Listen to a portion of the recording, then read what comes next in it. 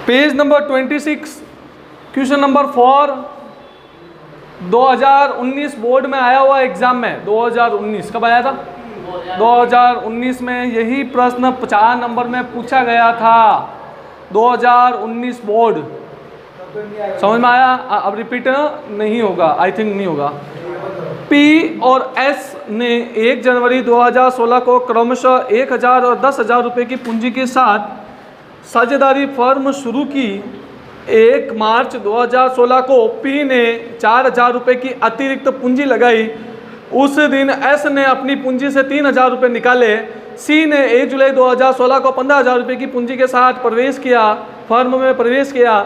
उस दिन पी और एस ने क्रमशः 6,000 और 5,000 रुपये की अतिरिक्त पूंजी लगाई। लाभ हानि पूंजी अनुपात में बांटी जाएगी। वर्ष 2016 के लिए लाभ 29,800 रुपये का था। पूरी गणना देते हुए आपको लाभ हानि विभाजन खाता बनाना है। प्रश्न पढ़ने से तो पता नहीं चला क्या करना है। अब सुनो इधर, इस प्रश्न में क्या था?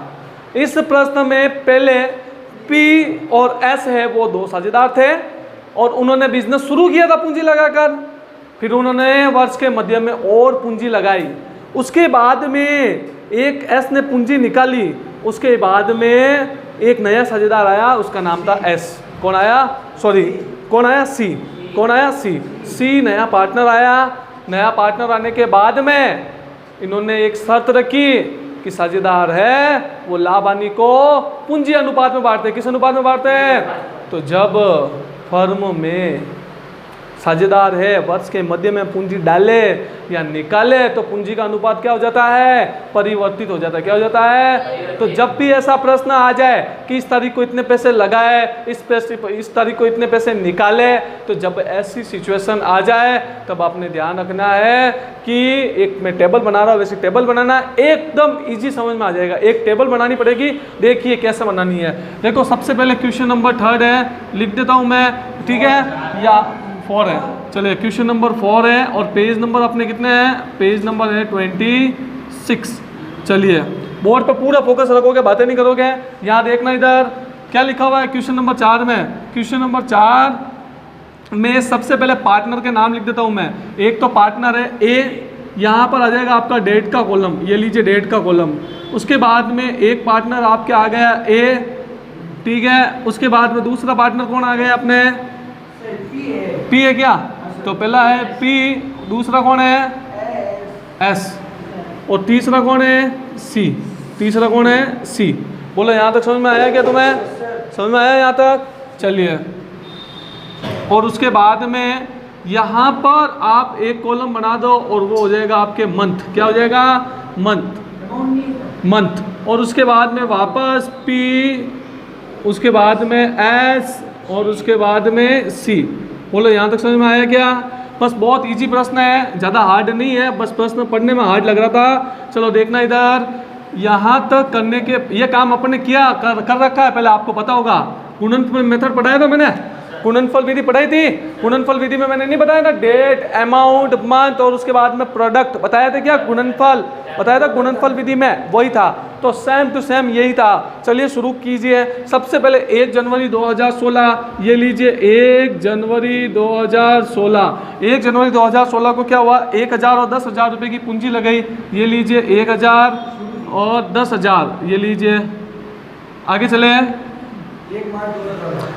1 मार्च 2016 पी ने 4,000 रुपये की पूंजी लगाई। 1 मार्च 2016 पी ने कितने रुपए की पूंजी लगाई मेरे भाई? इसने लगाई है 4,000 रुपये की पूंजी लगाई है। ये लीजिए 4,000 की पूंजी लगाई है। लेकिन उसी दिन एस ने अपनी पूंजी से 3,000 रुपये निकाले। किसने निकाले भाई? एस ने। कितने रुपए निकाले हैं? 3,000। क्या यहाँ तक समझ में आया तुम्हें? दो अरे स्टेप समझ में आ रहे हैं? क्या कर रहा हूँ मैं? गुणनफल मेथड वाला कर रहा हूँ और कोई कुछ नहीं कर रहा हूँ। आगे चलिए। सी ने 1 जुलाई 2016 को 15,000 रुपये की पूंजी के साथ प्रवेश किया। कब? 1 जुलाई 2016। कितने हजार की पूंजी लगाई इसने? 15,000 रुपये की पूंजी लगाकर बिजनेस शुरू किया 1 जुलाई 2016। उसी दिन पी और एस ने क्रमशः 6,000 और 5,000 रुपये की पूंजी लगाई। किसने? यहाँ पर किसने? पी और एस ने। कितने रुपये की पूंजी लगाई? 6,000 और 5,000। ये लीजिए अपने 6,000 और ये लीजिए अपने 5,000। अब मुझे यह बताओ फिर आगे की बात अब आगे बाद में करेंगे, ठीक है। 29,800 का लाभ है। मुझे ये बताओ यहाँ तक कोई समस्या हो तो तुम्हें, यहाँ तो कोई समस्या है क्या? ये तो मैं पूरा समझा रखा है तुम्हें। गुणनफल मेथड है, कौन सा मेथड है? बस गुणनफल विधि में ऐसा करवा रखा है, तुम्हें कुछ नहीं करना था, जैसा बोला वैसा करते जाओ। 1 जनवरी को पूंजी लगे लिख दी, 1 मार्च को पूंजी लगे लिख दी, उसके बाद में निकाली तो कोष्टक में निकाला तो मैंने वाला आपको कोष्टक में, और उसके बाद में 1 जुलाई को इसने 15,000 रुपये लगाए और इन दोनों ने भी पूंजी लगाई ना, अतिरिक्त पूंजी लगाई ना, दोनों 6,000 और 5,000 की, हाँ भाई 6,000 और 5,000 रुपये की पूंजी लगाई। और वर्ष 2016 का लाभ है वो 29,000 है, ठीक है। और आपको इसमें मेन बात क्या है, ये बनाने की जरूरत अपन को पड़ी क्यों? तो ये लाइन की वजह से पड़ी। ये देखो लास्ट में लिखा हुआ है ना, लाभ हानि, देखो सबसे नीचे वाले लाइन, लाभ हानि पूंजी अनुपात में विभाजित किए जाते हैं। इस लाइन की वजह से अपने पूरा प्रश्न चेंज हुआ। लाभ हानि है वो किस अनुपात में दिया जाता है भाई? किस अनुपात में? पता चल रहा है? लाभ हानि किस अनुपात में बांटने अपन को? पूंजी अनुपात में। तो अब एक बार अनुपात निकालते, इधर देखिए बोर्ड पे, खाते कब बंद होते हैं आप बताओ? खाते कब बंद होते हैं? आप दिमाग लगाओ, आप खाते कब बंद होंगे? 31 दिसंबर को। कब बंद हो गया? अरे दिमाग नहीं है क्या बिल्कुल भी यार? 1 जनवरी, 1 मार्च आ गया, 31 दिसंबर खत्म बंद हो, फिर उसके बाद में 1 जुलाई कैसे आ गया? थोड़ा बहुत तो कॉमन सेंस रखो, बिल्कुल अनपढ़ तो होनी। 1 जनवरी आया, फिर 1 मार्च आया, 31 मार्च आ गया, तो अब 31 दिसंबर को खाते बंद किए जाते हैं। चलिए 1 जनवरी से लगाकर 31 दिसंबर कितने मंथ हुए हैं? कितने मंथ हुए हैं? 12। 1 मार्च से लगाकर 31 दिसंबर, तो जनवरी और फरवरी गए क्या? पागल हो गए? जनवरी और फरवरी गए, मार्च तो अभी शुरू हुआ है ना, कितने महीने बचे हैं? 10। और 1 जुलाई यानी 6 जून गया, जून 6ठा महीना होता है, 6 गए, फिर उसके बाद में कितने बचे हैं? 6। तो अब 6 महीने और बचे हैं। अरे नहीं आओ तो गिन लो यार, जुलाई अगस्त सितंबर अक्टूबर ऐसे गिनो, जुलाई अगस्त सितंबर अक्टूबर नवंबर दिसंबर, कितने महीना हुआ है? 6। तो ऐसे गिन लिया अगर 8 9 मर्जी आओ, जैसा बोलो, कुछ सोच विचार कर तो बोलो रहा हम क्या बोल रहे हैं? 8 महीने नहीं, इसमें 7 महीने, जो मर्जी। अरे कुछ उंगलियां तो है तुम्हारी, टूट गई क्या? तो थोड़ा इनको देख के बोलो, ये हो गए 6 महीने। अब गुणा कीजिए इसको, 1000 × 12 किया तो कितना आ गया? कितना है? 10,000 × 12 किया तो कितना है? 1,20,000। क्या हुआ? 10,000 × 12 करोगे तो कितना आएंगे? 12 के 12 लिख दो, 4 जीरो लगा दो, 1,20,000। फिर यहाँ डैश है तो यहाँ पर भी डैश। यहाँ तक समझ में आया? अब 4,000 × 10 किया तो कितना आ गया? 40,000। 3,000 × ये किया तो कितना आया? 30,000। लेकिन इसको किस में लिखना है अपन को? कोष्टक में। और यहाँ पे क्या लिखना है? डैश। चलो 6,000 को किया तो कितना आ गया? 36,000। इसको किया तो कितना आ गया? 30,000। और इसको किया तो कितना आया? 90,000। क्या यहाँ तक समझ में आया तुम्हें? और अब इन तीनों की जोड़ लगा लो, जोड़ लगा लो। चलो जोड़ लगाते हैं हम। तो बात से 1248 और 88,000 कितनी जोड़ आई? 88,000। फिर 30,000 था माइनस के, 30,000 प्लस के, 30 से 30 गए, पीछे कितने बचे हैं? 1,20,000। और यहाँ पर कितने बचे अपने? 90,000 के। 90,000 के। यहाँ तक कोई प्रॉब्लम है क्या किसी को? कोई प्रॉब्लम नहीं है ना? 88,000, 1,20,000 और 90,000। अब जो लाइन इसमें लिखी हुई थी वो लिख देता हूँ मैं। लाभ को पूंजी अनुपात में बांटना है। किस अनुपात में बांटना है? लाभ को पूंजी अनुपात में बांटना है। अरे बताइए मेरे भाई, लाभ को किस अनुपात में बांटना है? पूंजी अनुपात में लाभ को बांटना है। तो बांट दे पूंजी अनुपात में लाभ को। तो इधर देखिए P, S और C, और इनकी जो राशि है उनको लिख देता हूँ मैं 88। उसके बाद में 1,20,000 और उसके बाद में 90,000। कुछ मत कीजिए, जीरो गिने इनके पीछे। 88,000 के पीछे कितने गिने? 3।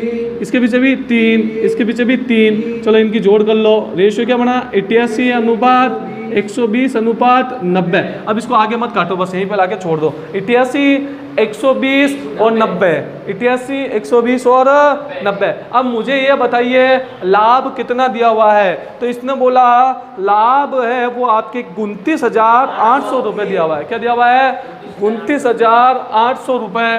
तो P में बांटिए अब, तो P में बांटे आपने 29,800 इंटू, अब इनकी सबकी जोड़ कीजिए, तो जोड़ करें अपन 120 और 90, 120 और 90 होते हैं 210, और 210 और 88 कितने होते हैं? 298। कितना होता है? 298। कितना होता है? 298। तो 88 बट्टे 298। अब समझ में आया क्यों नहीं कटे? तो 298 से 298 कट हो गए, तो 298 से 298 कट हो गए। ये लीजिए, तो कितने बचे? 100। तो 8, 88 और 100 को किया तो कितना आ गए? 8,800। बोलो यहाँ तक समझ में आया क्या? आगे चलिए।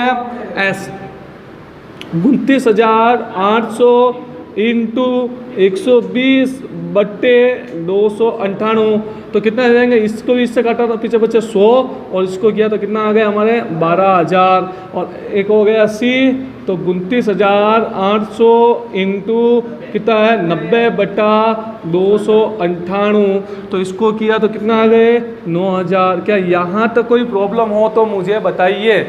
बिल्कुल प्रॉब्लम है? कोई प्रॉब्लम कुछ नहीं है ना?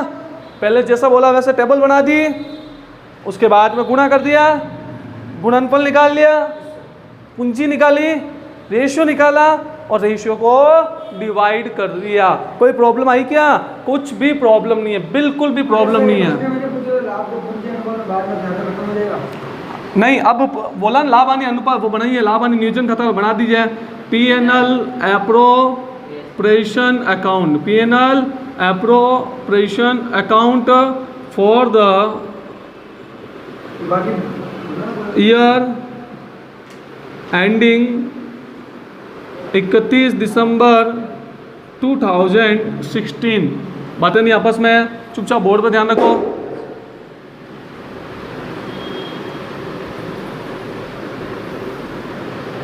पर्टिकुलर अमाउंट, पर्टिकुलर और अमाउंट आपस में बातें नहीं।